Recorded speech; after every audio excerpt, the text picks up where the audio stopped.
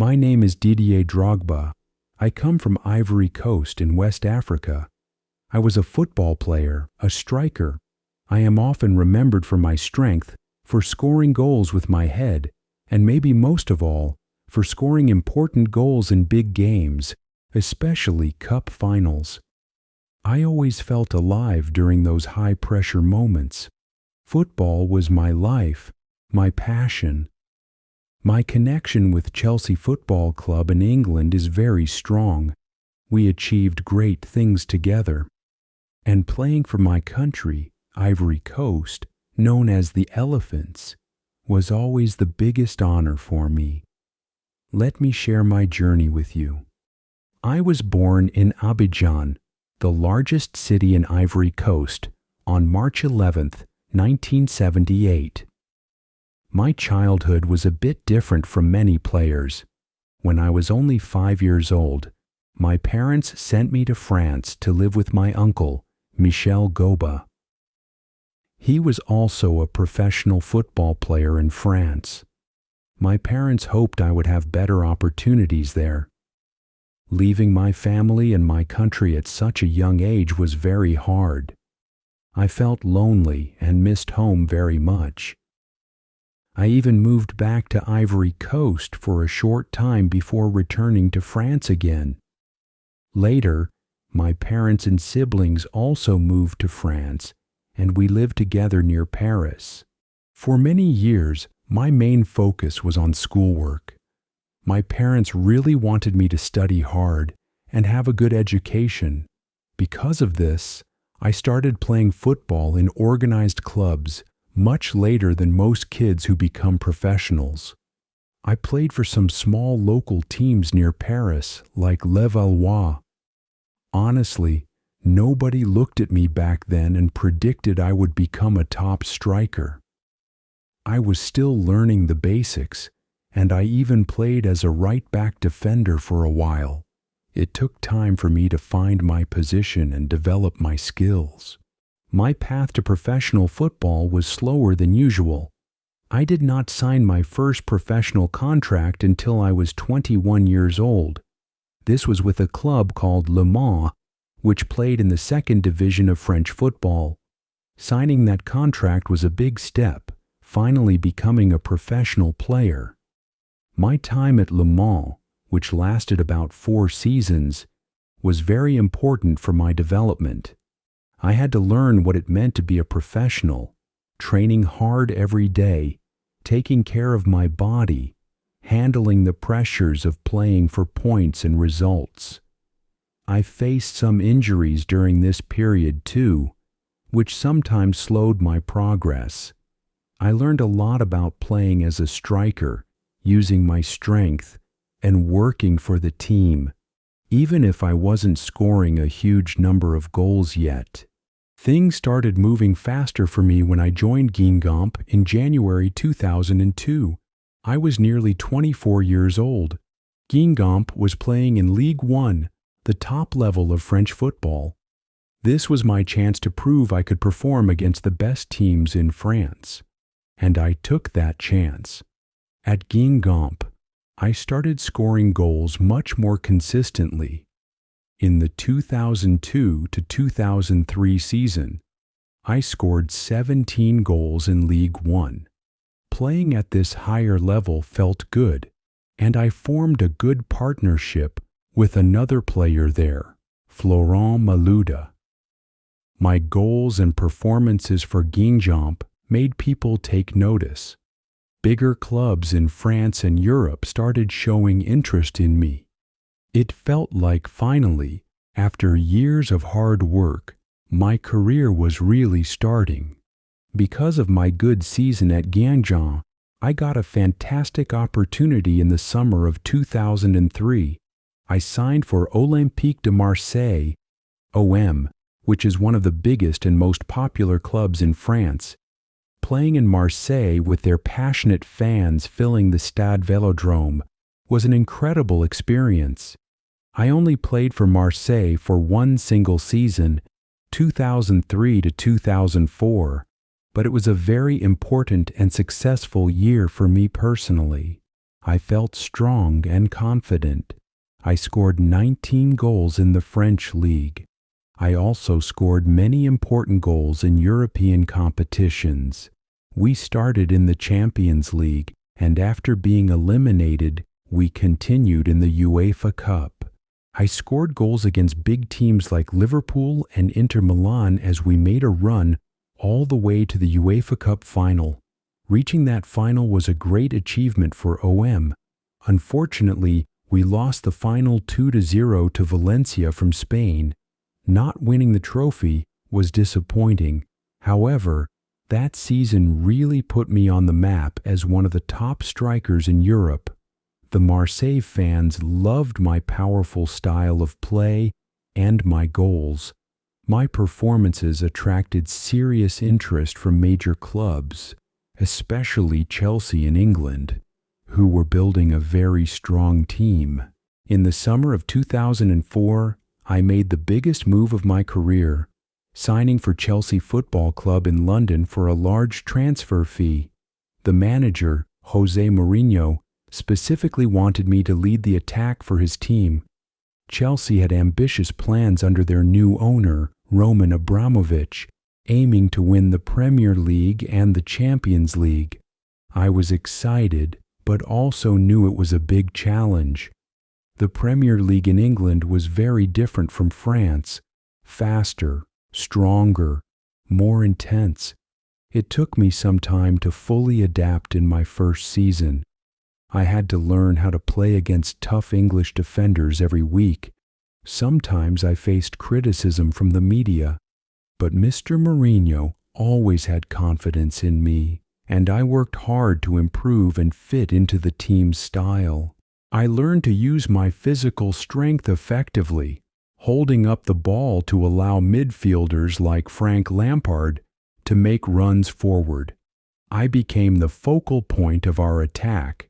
We built a very strong team spirit with leaders like John Terry, and we started winning trophies almost immediately. In my very first season, 2004 to 2005, we won the Premier League title, which was Chelsea's first championship in 50 years. We also won the League Cup that year. The next season, 2005 to 2006, we won the Premier League again. It felt amazing to be part of such a successful team, bringing joy to the Chelsea fans. We won the Premier League title again in 2010, completing the double by also winning the FA Cup that same year. Winning cup finals at Wembley Stadium became something special for me and for Chelsea during those years. I managed to score in many FA Cup finals that we won, against Manchester United in 2007, Everton in 2009, Portsmouth in 2010, and Liverpool in 2012. Scoring at Wembley in those big games always felt incredible. I also scored in winning League Cup finals in 2005 and 2007. These moments are why you play football. As a striker, scoring goals is always important. I was proud to win the Premier League Golden Boot as the league's top scorer 2 times, in the 2006 to 2007 season, and again in the 2009 to 2010 season. But the biggest ambition for everyone at Chelsea was to win the UEFA Champions League. It was the trophy the club desired most. We tried year after year. We suffered painful defeats, like losing the 2008 final in Moscow to Manchester United on penalties. I was sent off in that final near the end, which was a big regret. We also lost some semi-finals in difficult circumstances. It started to feel like maybe winning the Champions League just wasn't meant to be for us. Then came the 2012 final in Munich. We were playing against Bayern Munich in their own stadium. We were considered the underdogs. Bayern controlled much of the game and scored a goal late on, around the 83rd minute. It felt like the dream was over once again.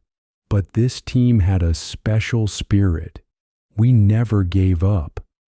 Just a few minutes later, in the 88th minute, we won a corner kick. Juan Mata delivered the ball into the box. I remember running towards the near post, jumping high, and powering a header into the net. Goal. 1-1. The Chelsea fans went crazy. I had given us hope. The match went into extra time and then to a penalty shootout. The pressure was unbelievable. Our goalkeeper Peter Cech made some crucial saves.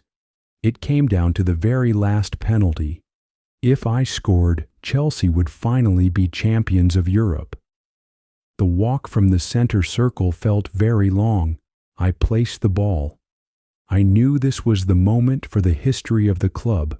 I took the kick, and I scored. We had done it. Against all odds. Celebrating with my teammates and the fans that night was the most incredible feeling of my career. Winning the Champions League in such dramatic fashion felt like the perfect ending to my first period at Chelsea. After 8 wonderful years filled with trophies and memories, I decided to leave the club in the summer of 2012. Playing football is one thing, but playing for your country is different. It is special. Wearing the orange shirt of Ivory Coast always filled me with immense pride. I was honored to be the captain of the national team, leading a very talented generation of players. Qualifying for the World Cup for the very first time in 2006 was a historic moment for Ivory Coast. The whole country celebrated. However, at that time, our nation was sadly experiencing a civil war. After the match that secured our qualification, we felt we had to do something. All the players gathered in the dressing room, and I spoke live on television. I asked everyone in Ivory Coast, all sides, to put down their weapons and unite for the good of the country. It was a spontaneous plea from the heart. We believed football could help bring people together, and for a time, the fighting did stop. Using football to promote peace felt very important. I represented Ivory Coast in 3 World Cups, 2006, 2010, and 2014. Scoring our country's first ever World Cup goal was a proud moment. We also reached the final of the Africa Cup of Nations twice, in 2006 and 2012, but unfortunately lost both finals on penalties. Despite not winning that trophy, I am proud to be the record top goal scorer for my national team. After I left Chelsea in 2012, I continued my playing career in other countries. I spent a short time playing for Shanghai Shenhua in China. Then, in 2013, I moved to Turkey to play for the famous club Galatasaray in Istanbul. We won the Turkish league title during my time there, which was another good experience. In 2014, I received a call from Jose Mourinho again. He had returned to manage Chelsea and asked me to come back for one more season. I was 36 years old. My role was different, to support the team with my experience. I was happy to return. And we had another great season, winning both the Premier League title and the League Cup. It was a wonderful way to have one last successful year with Chelsea before saying goodbye in 2015. My next stop was North America. I joined Montreal Impact in MLS and played there for a couple of seasons, enjoying the league and scoring goals. My final steps as a player were in the USA with Phoenix Rising, starting in 2017. I was also a part owner of the club, which was a new experience. I played my last professional game in November 2018, finally retiring at the age of 40. It had been a long journey, especially considering my late start in professional football. Since retiring from playing, I have focused on other things that are important to me. My Dier Drogba Foundation works to improve health and education, particularly in Ivory Coast and Africa. Giving back to my community and my continent matters a great deal. I also work sometimes as an ambassador for football and other global organizations. When people look back, I hope they remember me as a competitor, a leader, someone who always gave 100% for the team.